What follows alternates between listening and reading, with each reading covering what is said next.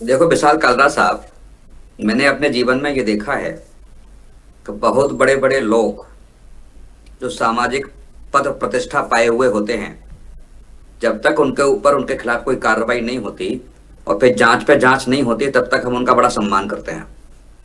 आज कई बड़े उद्योगपति आपने देखे होंगे देश से बाहर हैं।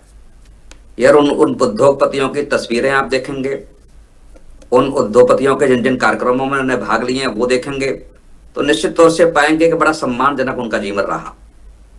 आसाराम बापू हमारे यहाँ सामने एक प्रकरण है। आसाराम बापू जी पर भी जब ये आरोप लगे थे, तब भी यही था कि राजनीतिक कारणों से आरोप लगाए गए हैं। लेकिन 1.5 दशक बीत जाने के बावजूद भी आज तक आसाराम बापू या आसाराम बापू के समर्थक जो एडवोकेट्स बड़े बड़े हैं, वो सिद्ध नहीं कर पाए कि उन पर एलिगेशन गलत थे। तो निश्चित तौर से मुझे लगता है कि कोर्ट के संज्ञान में यह प्रकरण गया है। कोर्ट ने उन बच्चों की सुनी है। कोर्ट ने आदेश दिया है कि एफआईआर होनी चाहिए। लेकिन संदीप जी ने जो बताया, और सर्वेश त्रिपाठी जी भी दोनों एडवोकेट हैं, ये न्यायिक प्रक्रिया को अच्छी तरीके से समझते होंगे। यह तो कुछ गलत नहीं किया है तो गलत नहीं होगा। और अभी माननीय उच्च न्यायालय इलाहाबाद ने एक आदेश भी किया है कि जिन लोगों ने झूठी एफआईआर कराई हैं, उनकी सारी लिस्ट तैयार कराई जाए और उनके खिलाफ भी एफआईआर होगी, वो पुलिस की तरफ से एफआईआर होगी।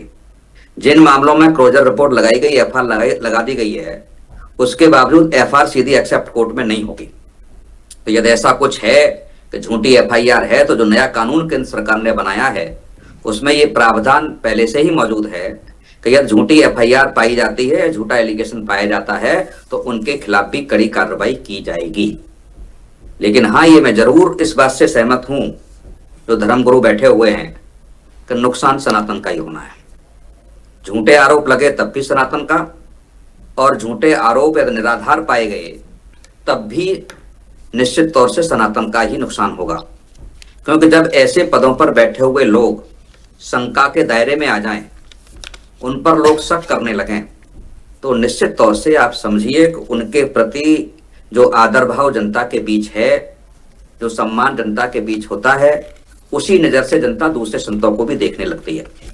तो ये एक गंभीर समय है और मुझे लगता है कि उत्तर प्रदेश की पुलिस बिना किसी भेदभाव के, बिना किसी दबाव के निष्पक्ष जांच करेगी, और निष्पक्ष जांच के बाद जो भी जांच में निकल के आएगा, निश्चित तौर से मुझे लगता है कि लोकतंत्र के लिए जो सुखदायी होगा, जो लोकतंत्र को मजबूत करने वाला होगा, लोकतांत्रिक व्यवस्थाओं में विश्वास कराने वाला होगा, निश्चित तौर से हम उसके बाद फिर चर्चा